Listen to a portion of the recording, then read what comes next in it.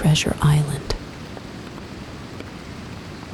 Squire Trelawney, Dr. Livesey, and the rest of these gentlemen, having asked me to write down the whole particulars about Treasure Island, from the beginning to the end, keeping nothing back but the bearings of the island, and that only because there is still treasure not yet lifted, I take up my pen in the year of grace 17, and go back to the time when my father kept the Admiral Benbow Inn, and the brown old seaman with the saber cut first took up his lodging under our roof.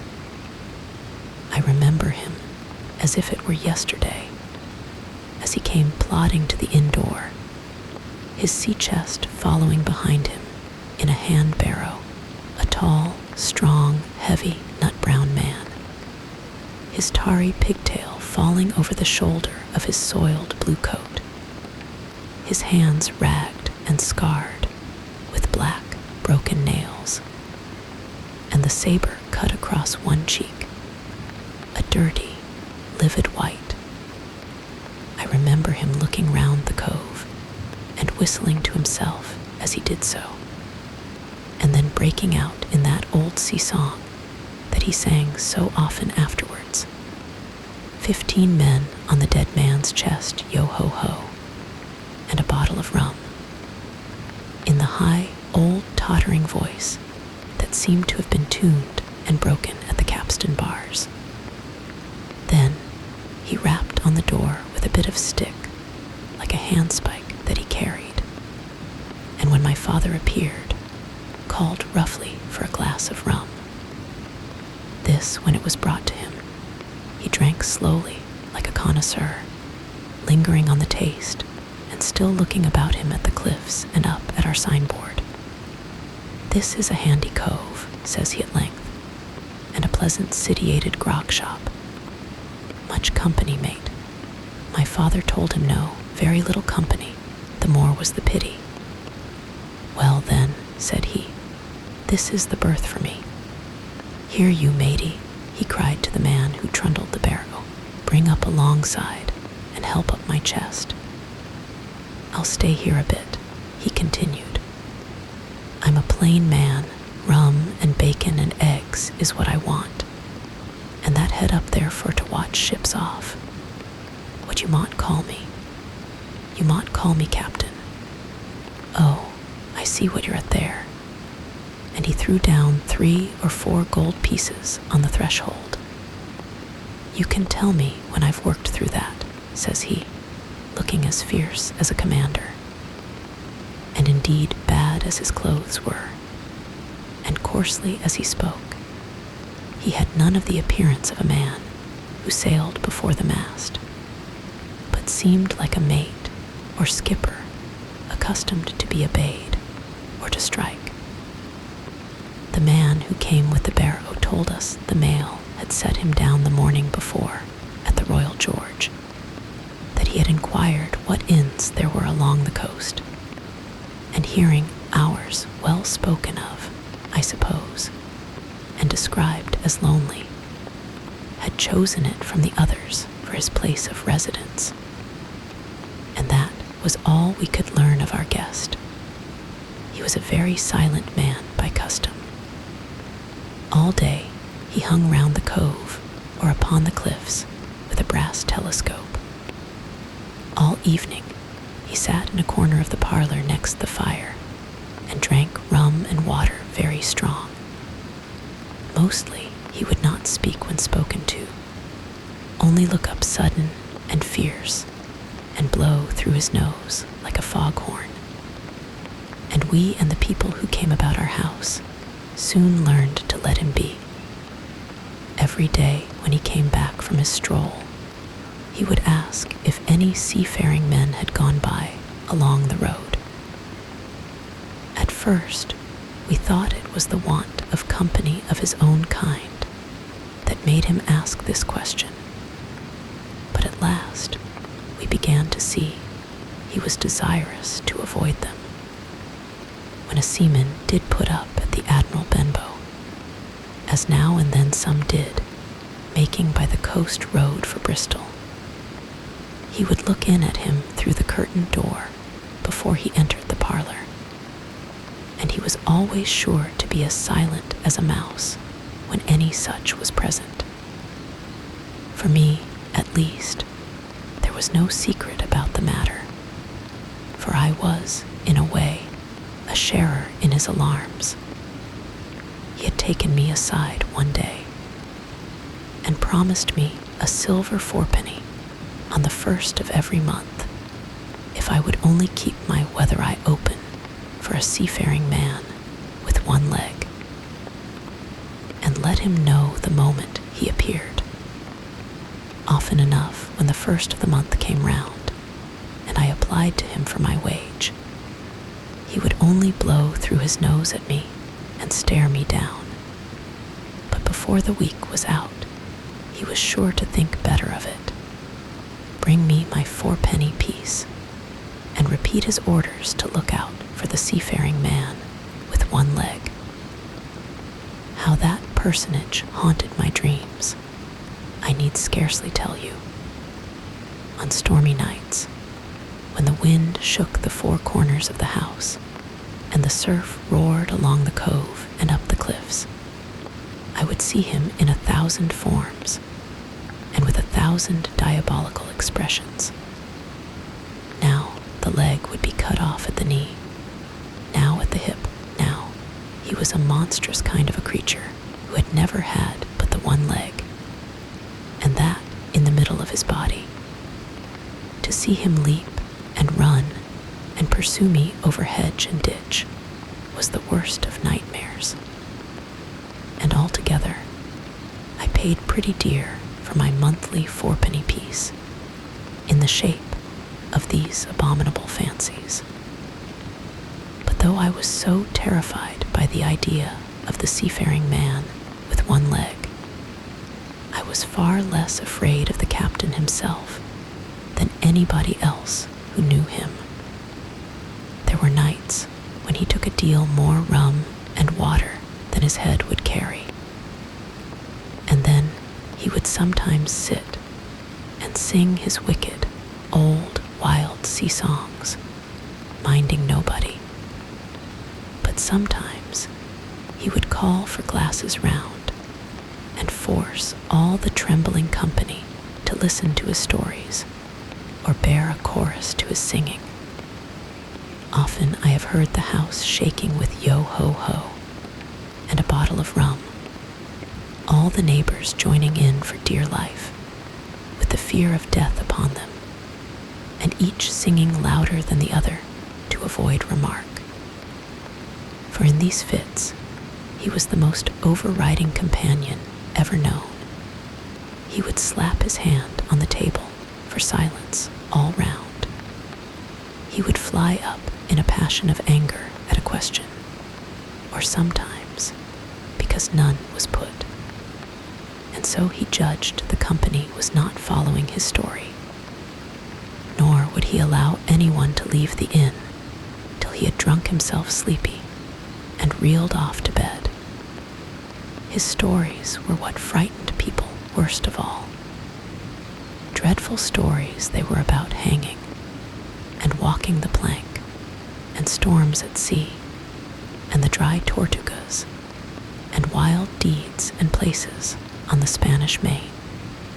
By his own account, he must have lived his life among some of the wickedest men that God ever allowed upon the sea, and the language in which he told these stories shocked our plain country people almost as much as the crimes that he described. My father was always saying the inn would be ruined, for people would soon cease coming there to be tyrannized over and put down, and sent shivering to their beds. But I really believe his presence did us good. People were frightened at the time, but on looking back, they rather liked it. It was a fine excitement in a quiet country life, and there was even a party of the younger men who pretended to admire him, calling him a true sea dog real old salt, and such like names, and saying there was the sort of man that made England terrible at sea. In one way, indeed, he bade fair to ruin us, for he kept on staying week after week, and at last month after month, so that all the money had been long exhausted, and still my father never plucked up the heart to insist on having more. If ever he mentioned it, the captain blew through his nose so loudly that you might say he roared, and stared my poor father out of the room. I have seen him wringing his hands after such a rebuff, and I am sure the annoyance and the terror he lived in must have greatly hastened his early and unhappy death. All the time he lived with us, the captain made no change whatever in his dress, but to buy some stockings from a hawker. One of the cocks of his hat having fallen down, he let it hang from that day forth, though it was a great annoyance when it blew. I remember the appearance of his coat, which he patched himself upstairs in his room, and which, before the end, was nothing but patches. He never wrote or received a letter, and he never spoke with any but the neighbors, and with these, for the most part, only when drunk on rum. The great sea chest none of us had ever seen open. He was only once crossed, and that was towards the end, when my poor father was far gone in a decline that took him off. Dr. Livesey came late one afternoon to see the patient, took a bit of dinner from my mother, and went into the parlor to smoke a pipe until his horse should come down from the hamlet, for we had no stabling at the old Benbow. I followed him in, and I remember observing the contrast the neat, bright doctor, with his powder as white as snow, and his bright, black eyes and pleasant manners, made with the coltish country folk, and above all, with that filthy, heavy, bleared scarecrow of a pirate of ours, sitting far gone in rum, with his arms on the table. Suddenly he, the captain, that is began to pipe up his eternal song. 15 men on the dead man's chest, yo-ho-ho, and a bottle of rum. Drink and the devil had done for the rest, yo-ho-ho, and a bottle of rum. At first I had supposed the dead man's chest to be that identical big box of his upstairs in the front room, and the thought had been mingled in my nightmares with that of the one-legged seafaring man. But by this time we had all long ceased to pay any particular notice to the song. It was new that night to nobody but Dr. Livesey, and on him I observed it did not produce an agreeable effect, for he looked up for a moment quite angrily before he went on with his talk to old Taylor, the gardener, on a new cure for the rheumatics. In the meantime, the captain gradually brightened up at his own music, and at last flapped his hand upon the table before him in a way we all knew to mean silence. The voices stopped at once, all but Dr. Livesey's. He went on as before, speaking clear and kind, and drawing briskly at his pipe between every word or two. The captain glared at him for a while, flapped his hand again, glared still harder, and at last broke out with a villainous, low oath. Silence there between decks. "Were you addressing me, sir?" says the doctor, and when the ruffian had told him with another oath that this was so, "I have only one thing to say to you, sir," replies the doctor, "that if you keep on drinking rum, the world will soon be quit of a very dirty scoundrel. The old fellow's fury was awful. He sprang to his feet, drew and opened a sailor's clasp knife, and balancing it open on the palm of his hand, threatened to pin the doctor to the wall. The doctor never so much as moved. He spoke to him as before, over his shoulder, and in the same tone of voice, rather high, so that all the room might hear, but perfectly calm and steady. If you do not put that knife this instant in your pocket, I promise, upon my honor, you shall hang at the next assizes. Then followed a battle of looks between them, but the captain soon knuckled under, put up his weapon, and resumed his seat, grumbling like a beaten dog. And now, sir, continued the doctor, since I now know there's such a fellow in my district, you may count I'll have an eye upon you day and night.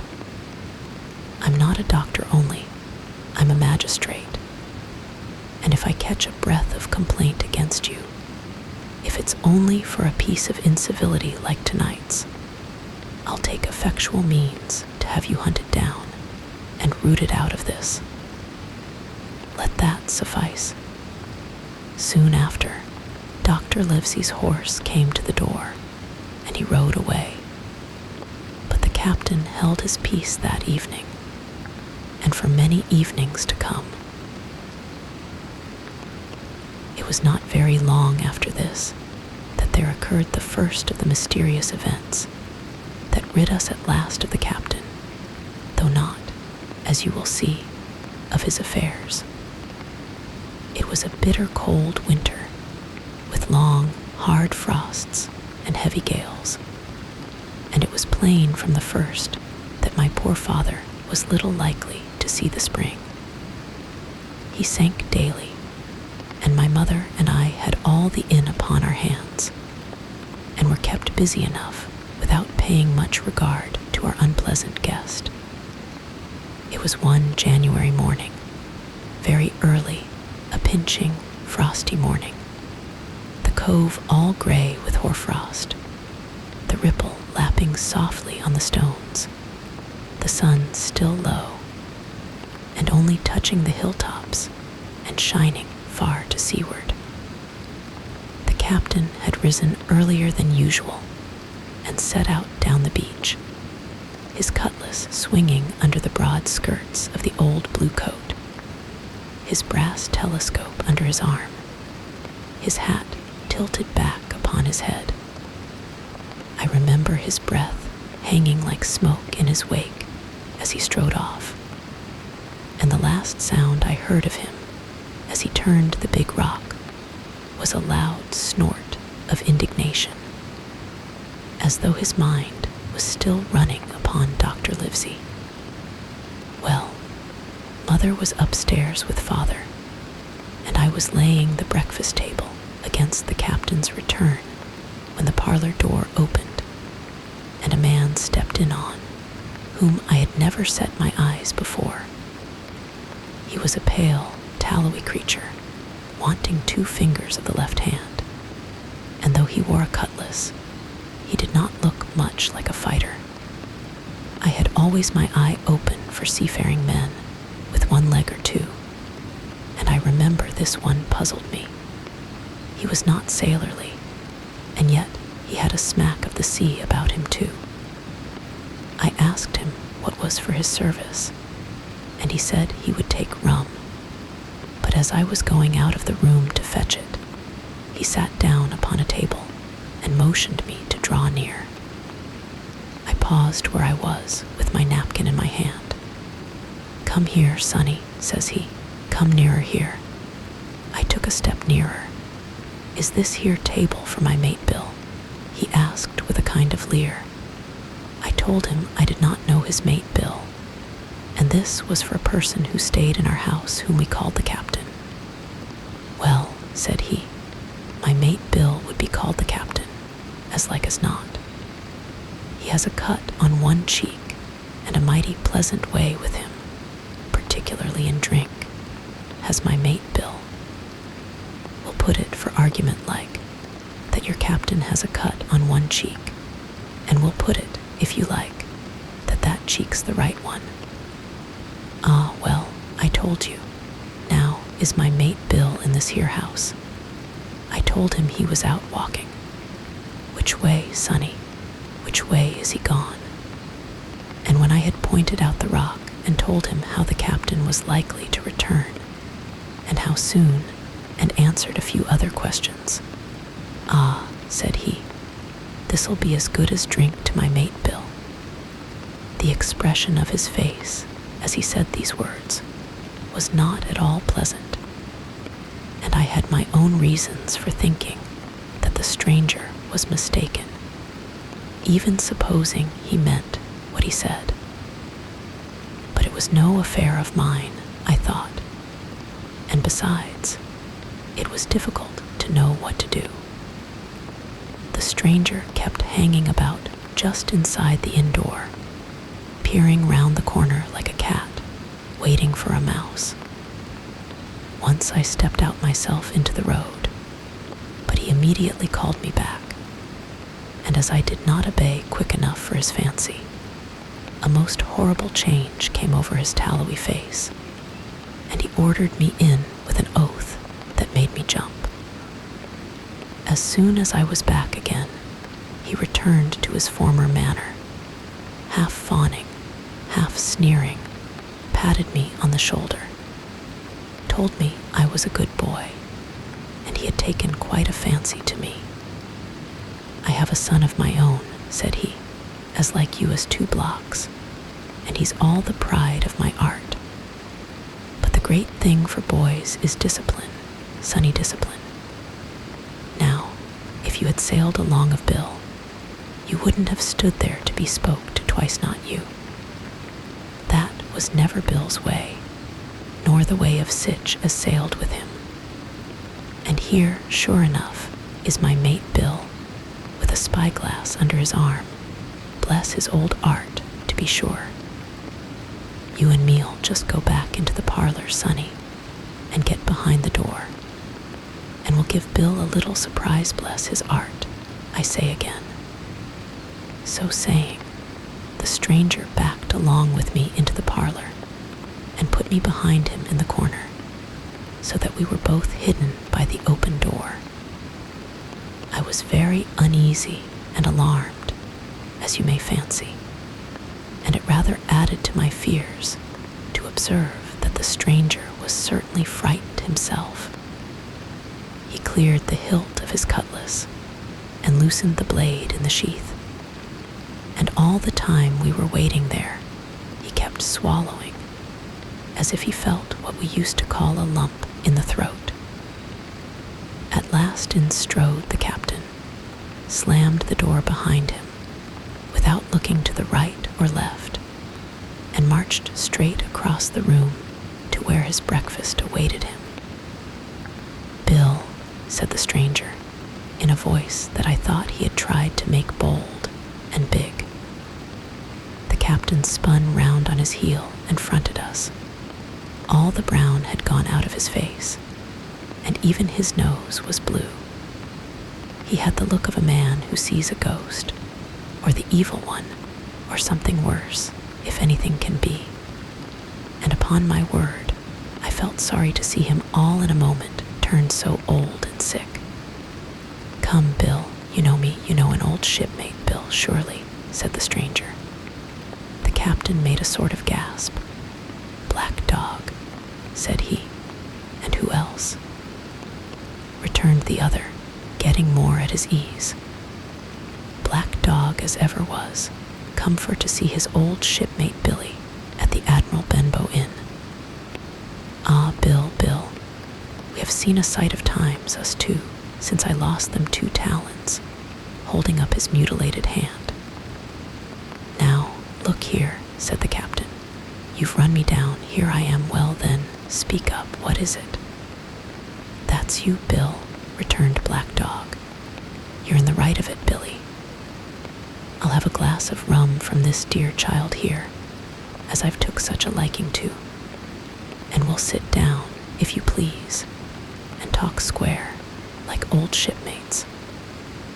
When I returned with the rum, they were already seated on either side of the captain's breakfast table black dog, next to the door, and sitting sideways so as to have one eye on his old shipmate, and one, as I thought, on his retreat.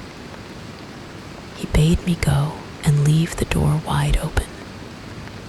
"None of your keyholes for me, Sonny," he said, and I left them together and retired into the bar.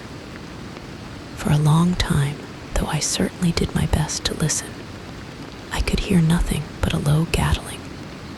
But at last the voices began to grow higher, and I could pick up a word or two, mostly oaths, from the captain.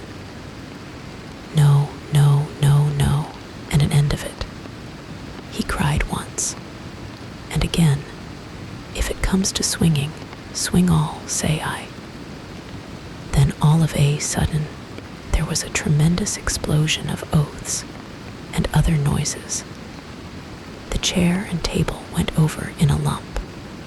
A clash of steel followed, and then a cry of pain. And the next instant, I saw a black dog in full flight, and the captain hotly pursuing, both with drawn cutlasses, and the former streaming blood from the left shoulder. Just at the door, the captain aimed at the fugitive one last tremendous cut, which would certainly have split him to the chine had it not been intercepted by our big signboard of Admiral Benbow.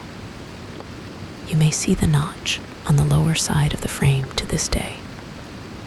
That blow was the last of the battle.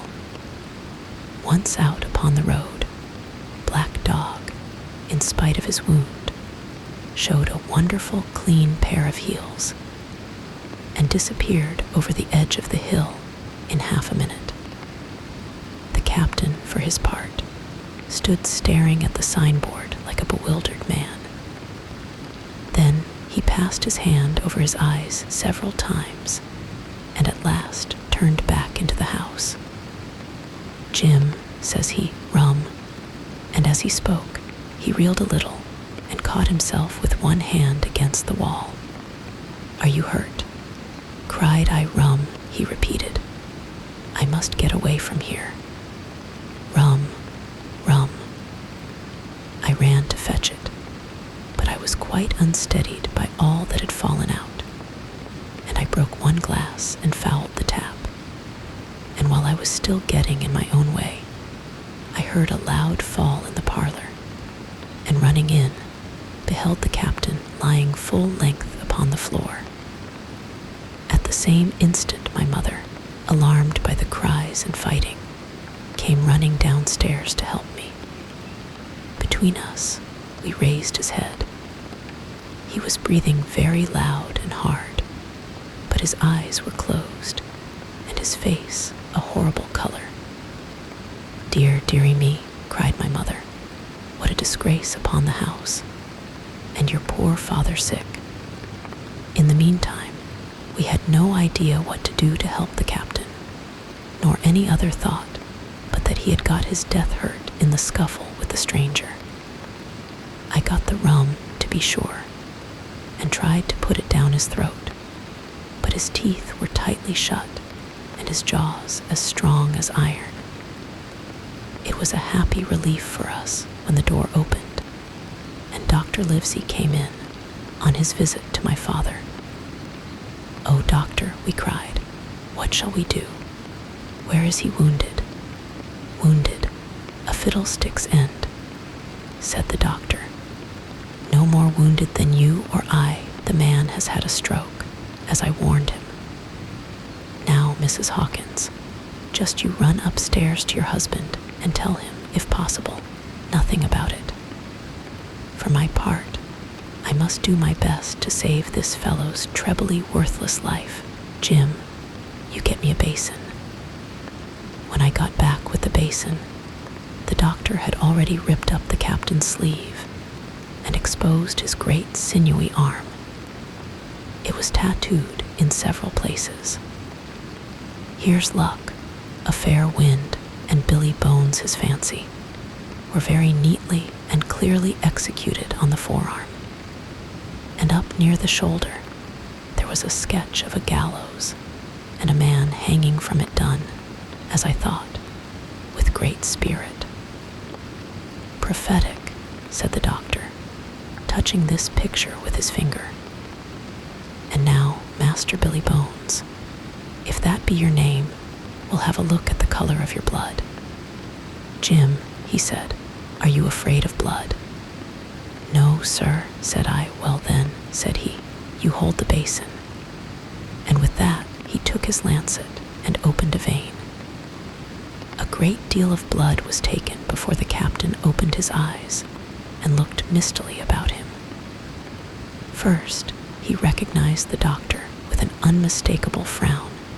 Then his glance fell upon me, and he looked relieved. But suddenly, his color changed, and he tried to raise himself, crying, "Where's Black Dog?" "There is no black dog here," said the doctor, "except what you have on your own back. You have been drinking rum, you have had a stroke, precisely as I told you, and I have just, very much against my own will, dragged you head foremost out of the grave. Now, Mr. Bones, that's not my name," he interrupted. "Much I care," returned the doctor. "It's the name of a buccaneer of my acquaintance, and I call you by it for the sake of shortness. And what I have to say to you is this: one glass of rum won't kill you. But if you take one, you'll take another and another. And I stake my wig if you don't break off short. You'll die. Do you understand that? Die, and go to your own place, like the man in the Bible. Come now, make an effort. I'll help you to your bed for once." Between us, with much trouble, we managed to hoist him upstairs and laid him on his bed, where his head fell back on the pillow as if he were almost fainting. "Now, mind you," said the doctor, "I clear my conscience the name of rum for you is death." And with that, he went off to see my father, taking me with him by the arm. "This is nothing," he said, as soon as he had closed the door. "I have drawn blood enough to keep him quiet a while. He should lie for a week where he is. That is the best thing for him and you. But another stroke would settle him." About noon, I stopped at the captain's door with some cooling drinks and medicines. He was lying very much as we had left him, only a little higher, and he seemed both weak and excited. "Jim," he said, "you're the only one here that's worth anything, and you know I've been always good to you. Never a month, but I've given you a silver fourpenny for yourself. And now you see, mate, I'm pretty low and deserted by all. And Jim, you'll bring me one noggin of rum now, won't you, matey?" "The doctor," I began, but he broke in cursing the doctor in a feeble voice but heartily. "Doctors is all swabs," he said, "and that doctor there, why, what do he know about seafaring men? I've been in places hot as pitch, and mates dropping round with yellow jack, and the blessed land a-heaving like the sea with earthquakes. What do the doctor know of lands like that? And I lived on rum, I tell you. It's been meat and drink and man and wife to me. And if I'm not to have my rum now, I'm a poor old hulk on a lee shore. My blood'll be on you, Jim, and that Dr. Swab." And he ran on again for a while with curses. "Look, Jim, how my fingers fidges," he continued in the pleading tone. "I can't keep 'em still. Not I haven't had a drop this blessed day. That doctor's a fool, I tell you. If I don't have a dram o' rum, Jim, I'll have the horrors. I seen some on 'em already. I I seen old Flint in the corner there, behind you. As plain as print, I seen him. And if I get the horrors, I'm a man that has lived rough, and I'll raise Cain.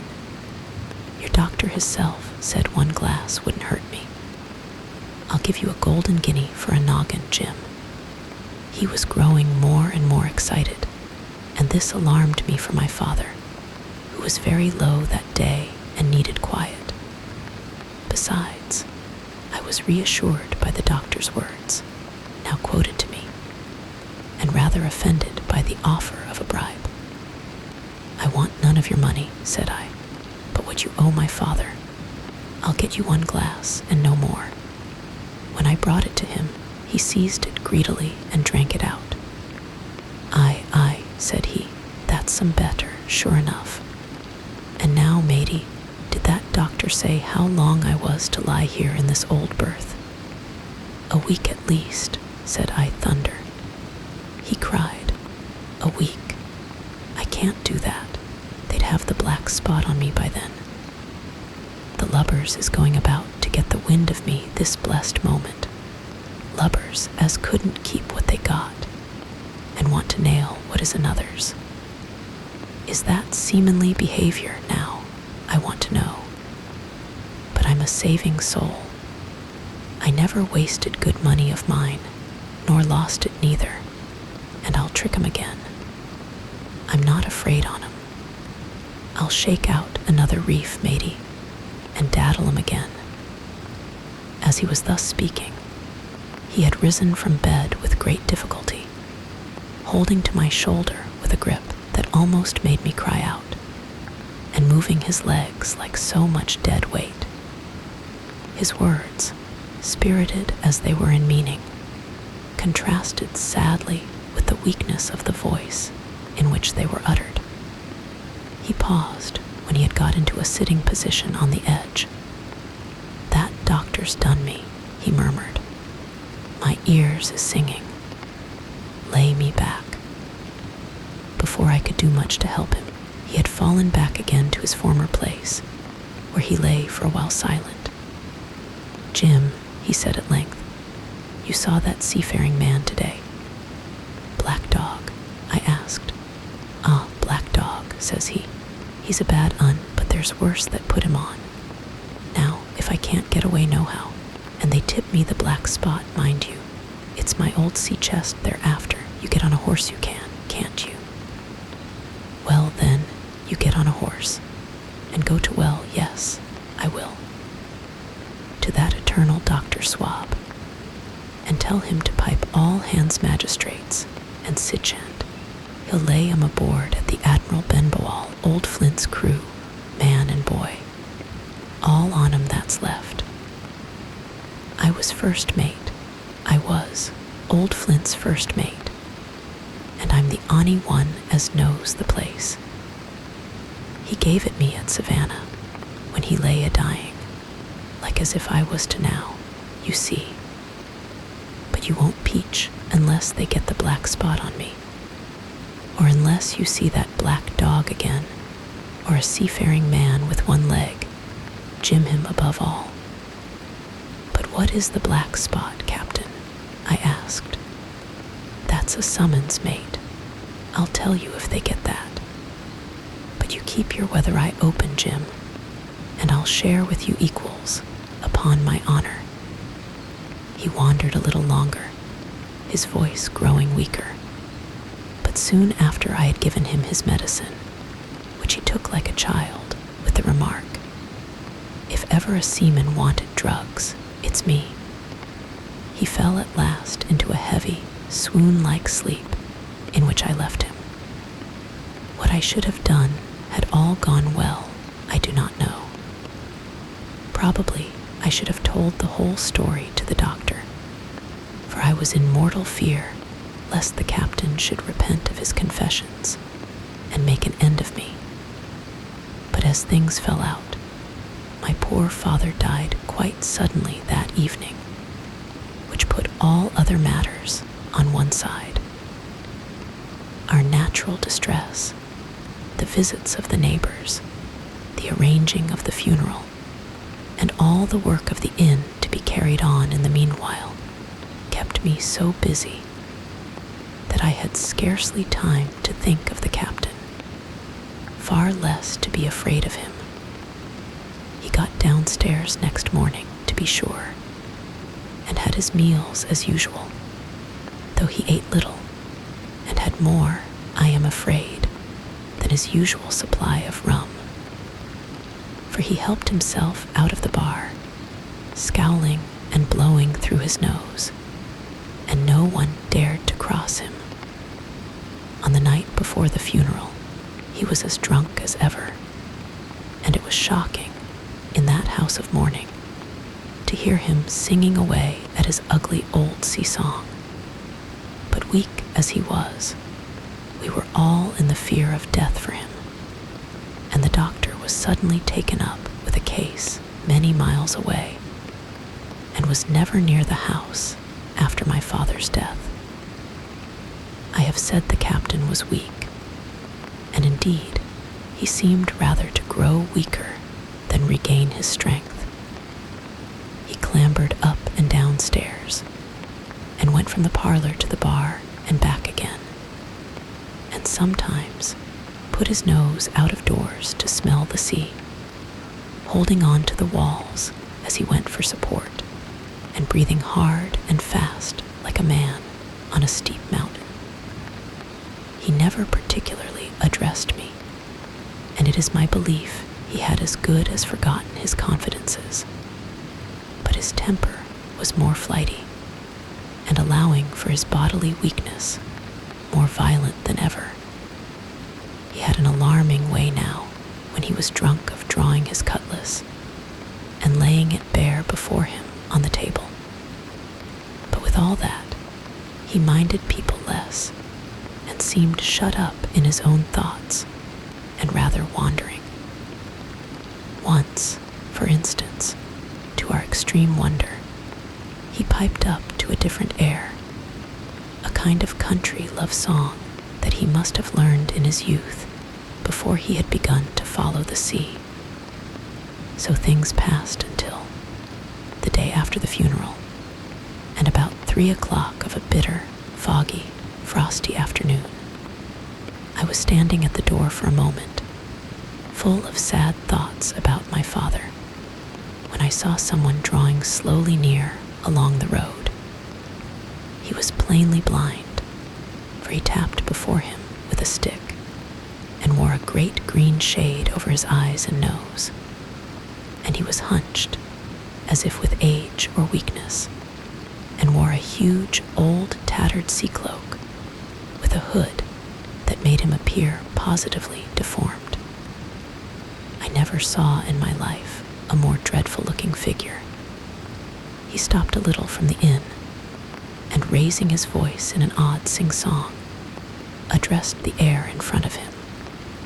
Will any kind friend inform a poor blind man, who has lost the precious sight of his eyes in the gracious defense of his native country, England, and God bless King George, where or in what part of this country he may now be?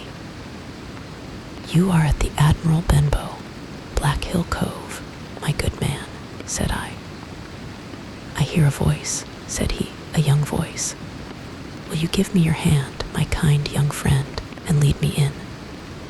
I held out my hand, and the horrible, soft-spoken, eyeless creature gripped it in a moment like a vice. I was so much startled that I struggled to withdraw, but the blind man pulled me close up to him with a single action of his arm. Now, boy, he said, take me in to the captain. Sir, said I, upon my word I dare not. Oh, he sneered, that's it. Take me in straight, or I'll break your arm. And he gave it, as he spoke, a wrench that made me cry out. Sir, said I, it is for yourself I mean. The captain is not what he used to be. He sits with a drawn cutlass. Another gentleman, come now, march, interrupted he, and I never heard a voice so cruel and cold and ugly as that blind man's. It cowed me more than the pain, and I began to obey him at once, walking straight in at the door and towards the parlor, where our sick old buccaneer was sitting, dazed with rum. The blind man clung close to me, holding me in one iron fist and leaning almost more of his weight on me than I could carry. Lead me straight up to him, and when I'm in view, cry out, "Here's a friend for you, Bill. If you don't, I'll do this."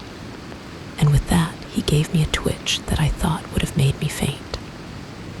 Between this and that, I was so utterly terrified of the blind beggar that I forgot my terror of the captain, and as I opened the parlor door, cried out the words he had ordered in a trembling voice.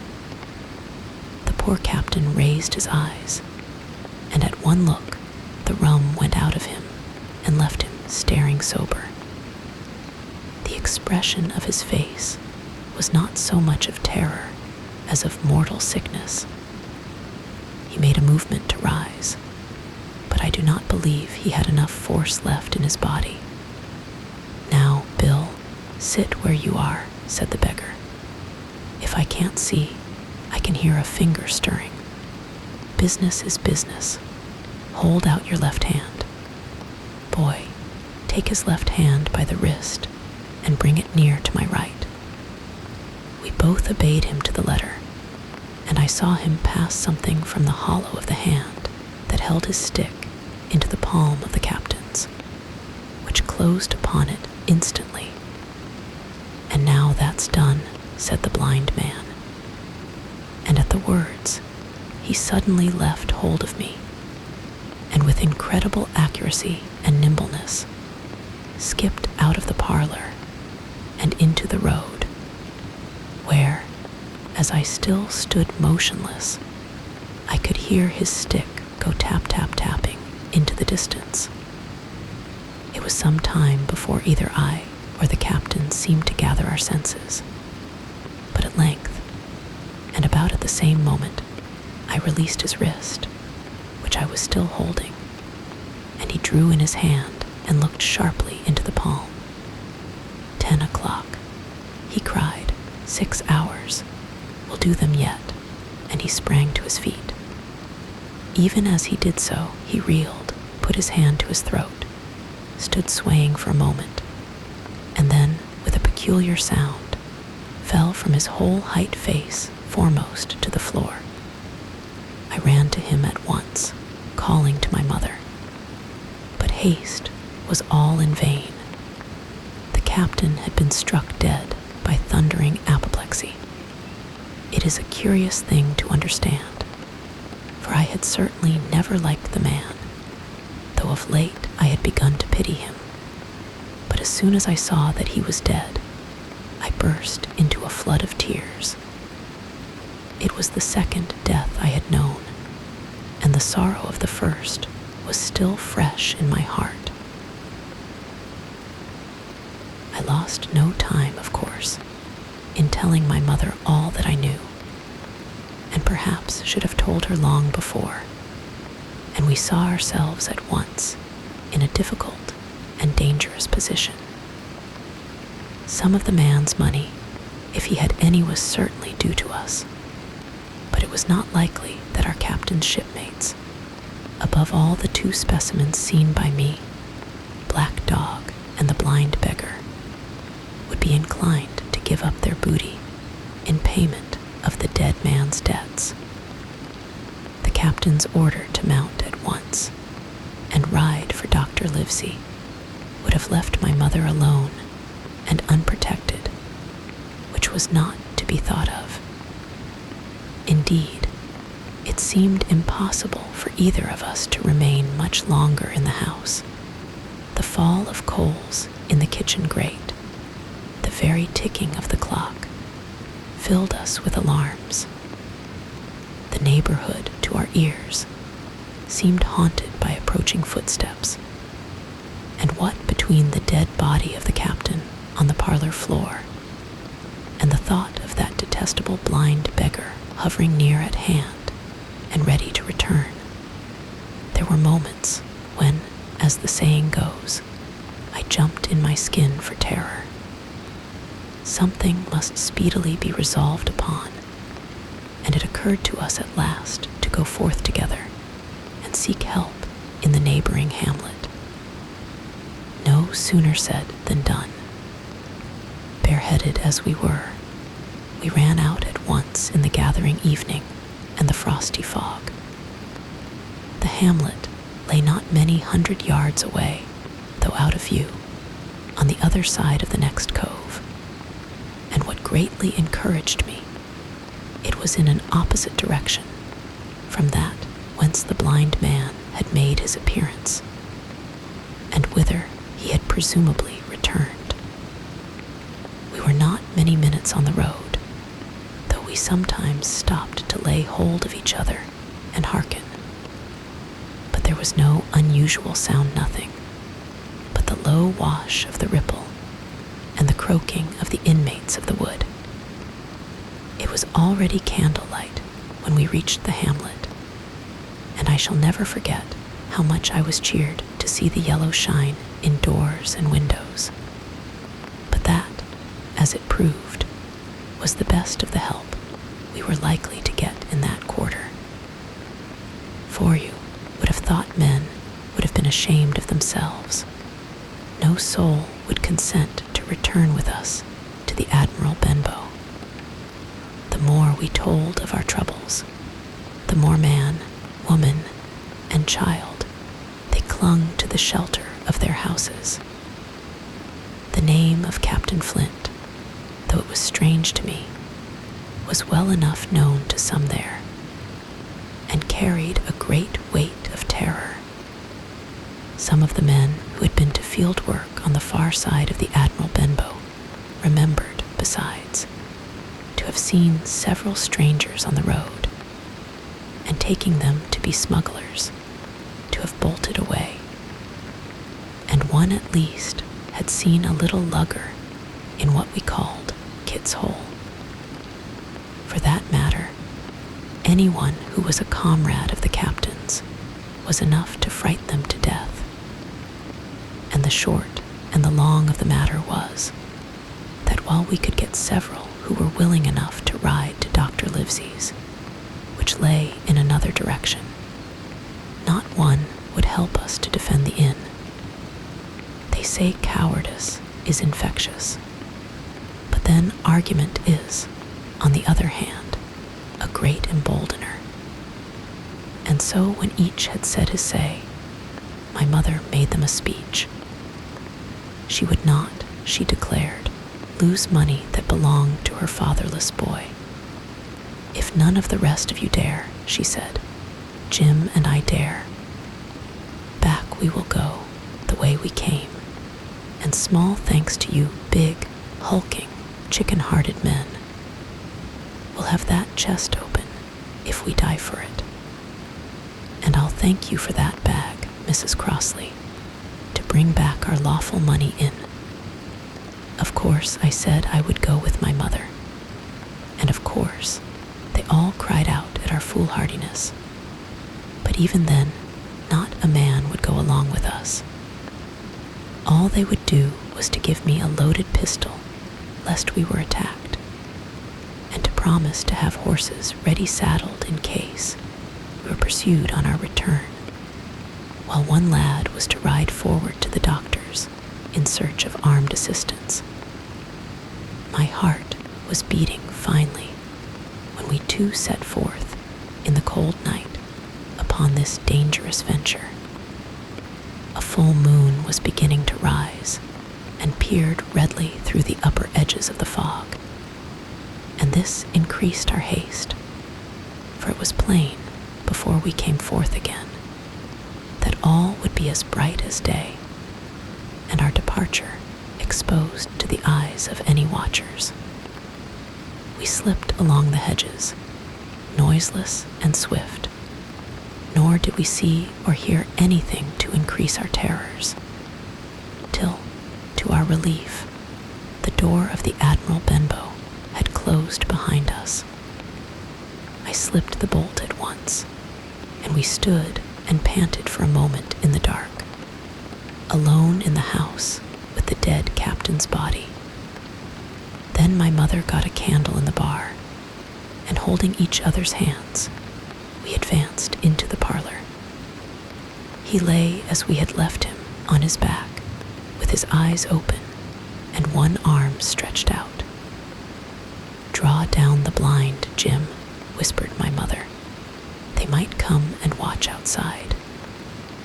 "And now," said she when I had done so, "we have to get the key off that. And who's to touch it, I should like to know." And she gave a kind of sob as she said the words. I went down on my knees at once. On the floor close to his hand, there was a little round of paper, blackened on the one side. I could not doubt that this was the black spot, and taking it up, I found written on the other side, in a very good, clear hand, this short message: "You have till 10 tonight." "He had till 10, Mother," said I, and just as I said it, our old clock began striking. This sudden noise startled us shockingly, but the news was good, for it was only 6. "Now, Jim," she said, "that key." I felt in his pockets, one after another. A few small coins, a thimble, and some thread and big needles, a piece of pigtail tobacco bitten away at the end, his gully with the crooked handle, a pocket compass, and a tinder box were all that they contained, and I began to despair. "Perhaps it's round his neck," suggested my mother. Overcoming a strong repugnance, I tore open his shirt at the neck, and there, sure enough, hanging to a bit of tarry string, which I cut with his own gully, we found the key. At this triumph, we were filled with hope and hurried upstairs without delay to the little room where he had slept so long, and where his box had stood since the day of his arrival. It was like any other seaman's chest on the outside.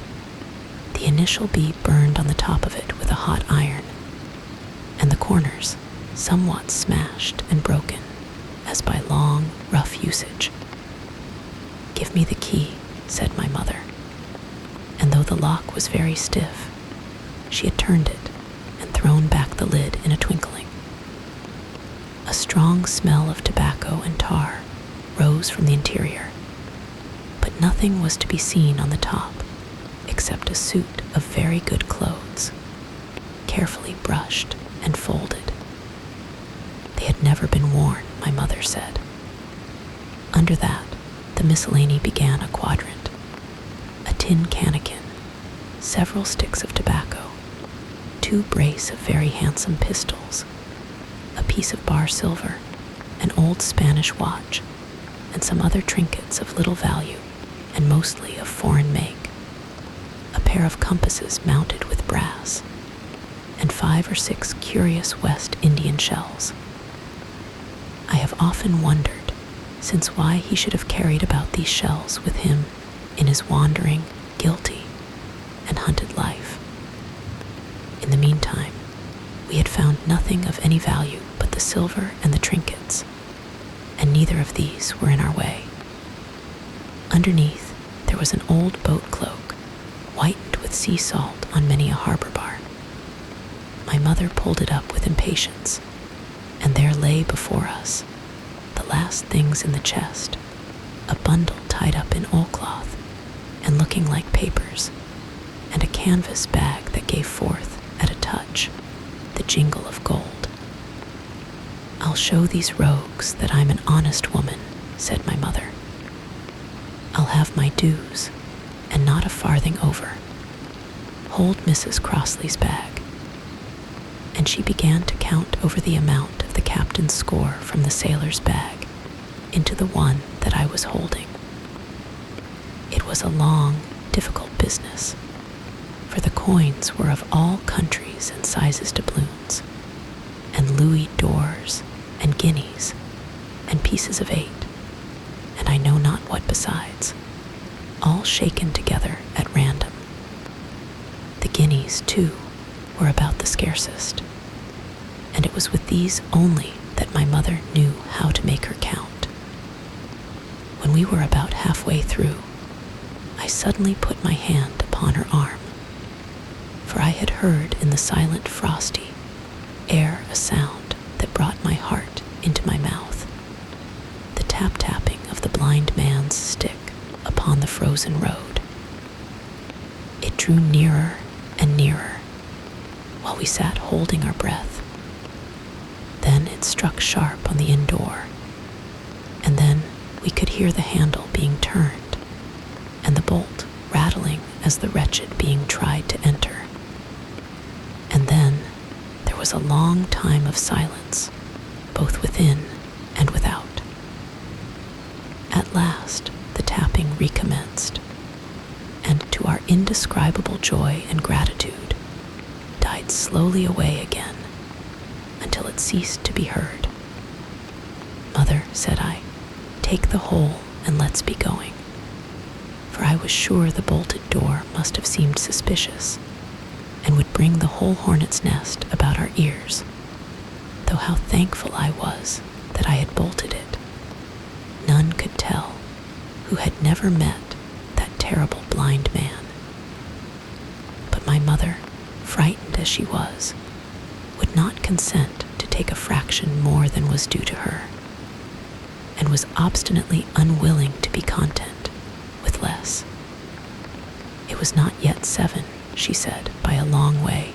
She knew her rights, and she would have them. And she was still arguing with me when a little low whistle sounded a good way off upon the hill. That was enough, and more than enough, for both of us. "I'll take what I have," she said, jumping to her feet. "And I'll take this to square the count," said I, picking up the oilskin packet. Next moment, we were both groping downstairs, leaving the candle by the empty chest, and the next, we had opened the door and were in full retreat. We had not started a moment too soon. The fog was rapidly dispersing. Already, the moon shone quite clear on the high ground on either side, and it was only in the exact bottom of the dell and round the tavern door that a thin veil still hung unbroken to conceal the first steps of our escape. Far less than halfway to the hamlet, very little beyond the bottom of the hill, we must come forth into the moonlight. Nor was this all, for the sound of several footsteps running came already to our ears, and as we looked back in their direction, a light tossing to and fro, and still rapidly advancing, showed that one of the newcomers carried a lantern. "My dear," said my mother suddenly, "take the money and run on. I am going to faint." This was certainly the end for both of us, I thought. How I cursed the cowardice of the neighbors. How I blamed my poor mother for her honesty and her greed, for her past foolhardiness and present weakness. We were just at the little bridge, by good fortune, and I helped her, tottering as she was, to the edge of the bank, where, sure enough, she gave a sigh and fell on my shoulder. I do not know how I found the strength to do it at all, and I am afraid it was roughly done, but I managed to drag her down the bank and a little way under the arch. Farther I could not move her, for the bridge was too low to let me do more than crawl below it. So there we had to stay, my mother almost entirely exposed, and both of us within earshot of the inn. My curiosity, in a sense, was stronger than my fear, for I could not remain where I was, but crept back to the bank again, whence, sheltering my head behind a bush of broom, I might command the road before our door. I was scarcely in position ere my enemies began to arrive, 7 or 8 of them, running hard, their feet beating out of time along the road, and the man with the lantern some paces in front. 3 men ran together, hand in hand, and I made out, even through the mist, that the middle man of this trio was the blind beggar. The next moment, his voice showed me that I was right. "Down with the door," he cried. Aye, sir," answered 2 or 3, and a rush was made upon the Admiral Benbow, the lantern-bearer following. And then I could see them pause and hear speeches passed in a lower key, as if they were surprised to find the door open. But the pause was brief, for the blind man again issued his commands. His voice sounded louder and higher, as if he were afire with eagerness and rage. In, he shouted, and cursed them for their delay. 4 or 5 of them obeyed at once, 2 remaining on the road with the formidable beggar. There was a pause, then a cry of surprise, and then a voice shouting from the house, "Bill's dead." But the blind man swore at them again for their delay. "Search him, some of you shirking lubbers, and the rest of you aloft and get the chest," he cried. I could hear their feet rattling up our old stairs, so that the house must have shook with it. Promptly afterwards, fresh sounds of astonishment arose. The window of the captain's room was thrown open, with a slam and a jingle of broken glass, and a man leaned out into the moonlight, head and shoulders, and addressed the blind beggar on the road below him. "Pew," he cried, "they've been before us." Someone's turned the chest out alow and aloft. "Is it there?" roared Pew. "The money's there." The blind man cursed the money. "Flint's fist, I mean," he cried. "We don't see it here nohow," returned the man. "Here, you below there, is it on Bill?" cried the blind man again. At that, another fellow, probably him who had remained below to search the captain's body, came to the door of the inn. "Bill's been overhauled already," said he. "Nothing left." "It's these people of the inn, it's that boy. I wish I had put his eyes out," cried the blind man, Pew. "There were no time ago they had the door bolted when I tried it. Scatter, lads, and find 'em." "Sure enough, they left their glim here," said the fellow from the window. "Scatter and find 'em. Rout the house out," reiterated Pew, striking with his stick upon the road. Then there followed a great to-do through all our old inn. Heavy feet pounding to and fro, furniture thrown over, doors kicked in, until the very rocks re-echoed, and the men came out again, one after another, on the road, and declared that we were nowhere to be found. And just the same whistle that had alarmed my mother and myself over the dead captain's money was once more clearly audible through the night, but this time twice repeated. I had thought it to be the blind man's trumpet, so to speak, summoning his crew to the assault, but I now found that it was a signal from the hillside towards the hamlet, and from its effect upon the buccaneers, a signal to warn them of approaching danger. "There's Dirk again," said one. "Twice. We'll have to budge, mates." "Budge, you skulk," cried Pew. "Dirk was a fool, and a coward from the first. You wouldn't mind him. They must be close by. They can't be far. You have your hands on it. Scatter and look for them, dogs." "Oh, shiver my soul," he cried, "if I had eyes." This appeal seemed to produce some effect, for 2 of the fellows began to look here and there among the lumber, but half-heartedly, I thought, and with half an eye to their own danger all the time, rest stood irresolute on the road. You have your hands on thousands, you fools, and you hang a leg. You'd be as rich as kings if you could find it, and you know it's here, and you stand there skulking. There wasn't one of you dared face Bill, and I did it, a blind man. And I'm to lose my chance for you. I'm to be a poor, crawling beggar, sponging for rum, when I might be rolling in a coach. If you had the pluck of a weevil in a biscuit, you would catch them still. Hang it, Pew, we've got the doubloons, grumbled one. They might have hid the blessed thing, said another. Take the Georges, Pew, and don't stand here squalling. Squalling was the word for it.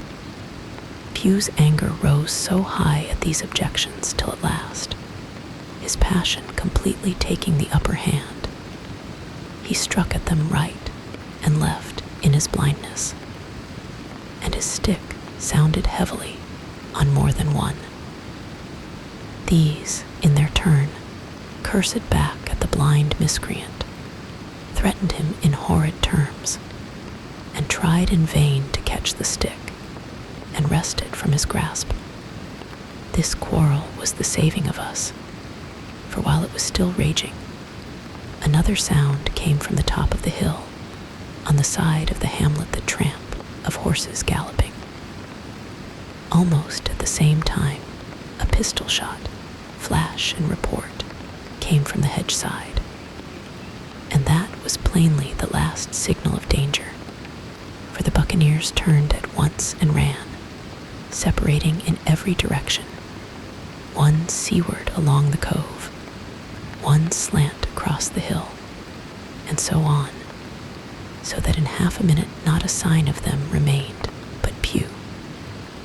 Him they had deserted, whether in sheer panic or out of revenge for his ill words and blows, I know not. But there he remained behind, tapping up and down the road in a frenzy, and groping and calling for his comrades. Finally, he took a wrong turn and ran a few steps past me, towards the hamlet, crying, Johnny, Black Dog, Dirk, and other names. You won't leave old Pew, mates, not old Pew.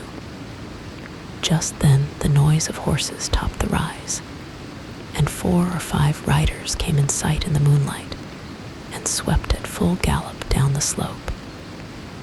At this, Pew saw his error, turned with a scream, and ran straight for the ditch, into which he rolled.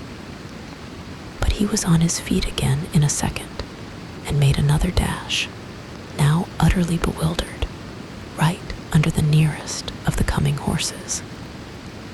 The rider tried to save him, but in vain. Down went Pew with a cry that rang high into the night, and the 4 hoofs trampled and spurned him and passed by. He fell on his side, then gently collapsed upon his face and moved no more. I leaped to my feet and hailed the riders. They were pulling up, at any rate, horrified at the accident, and I soon saw what they were. One tailing out behind the rest was a lad that had gone from the hamlet to Dr. Livesey's. The rest were revenue officers, whom he had met by the way, and with whom he had had the intelligence to return at once. Some news of the lugger in Kit's Hole had found its way to Supervisor Dance and set him forth that night in our direction, and to that circumstance my mother and I owed our preservation from death. Pew was dead, stone dead. As for my mother, when we had carried her up to the hamlet, a little cold water and salts, and that soon brought her back again, and she was none the worse for her terror, though she still continued to deplore the balance of the money. In the meantime, the supervisor rode on, as fast as he could, to Kit's Hole, but his men had to dismount and grope down the dingle, leading and sometimes supporting their horses, and in continual fear of ambushes. So it was no great matter for surprise that when they got down to the hole, the lugger was already underway, though still close in. He hailed her. A voice replied, telling him to keep out of the moonlight or he would get some lead in him. And at the same time, a bullet whistled close by his arm. Soon after, the lugger doubled the point and disappeared. Mr. Dance stood there, as he said, like a fish out of water, and all he could do was to dispatch a man to warn the cutter. And that, said he, is just about as good as nothing. They've got off clean, and there's an end. Only, he added, I'm glad I trod on Master Pugh's corns, for by this time he had heard my story. I went back with him to the Admiral Benbow, and you cannot imagine a house in such a state of smash. The very clock had been thrown down by these fellows in their furious hunt after my mother and myself. And though nothing had actually been taken away, except the captain's money bag and a little silver from the till, I could see at once that we were ruined. Mr. Dance could make nothing of the scene. They got the money, you say. Well then, Hawkins, what in fortune were they after? More money, I suppose. No, sir, not money, I think, replied I. In fact, sir, I believe I have the thing in my breast pocket. And to tell you the truth, I should like to get it put in safety. To be sure, boy, quite right, said he. I'll take it, if you like. I thought perhaps, Dr. Livesey, I began. Perfectly right, he interrupted very cheerily. Perfectly right, a gentleman and a magistrate. And now I come to think of it, I might as well ride round there myself and report to him or squire. Master Pugh's dead when all's done. Not that I regret it, but he's dead, you see. And people will make it out against an officer of His Majesty's revenue, if make it out they can. Now, I'll tell you, Hawkins, if you like, I'll take you along. I thanked him heartily for the offer, and we walked back to the hamlet where the horses were. By the time I had told Mother of my purpose, they were all in the saddle. Dogger, said Mr. Dance, you have a good horse. Take up this lad behind you. As soon as I was mounted, holding on to Dogger's belt, the supervisor gave the word, and the party struck out at a bouncing trot on the road to Dr. Livesey's house.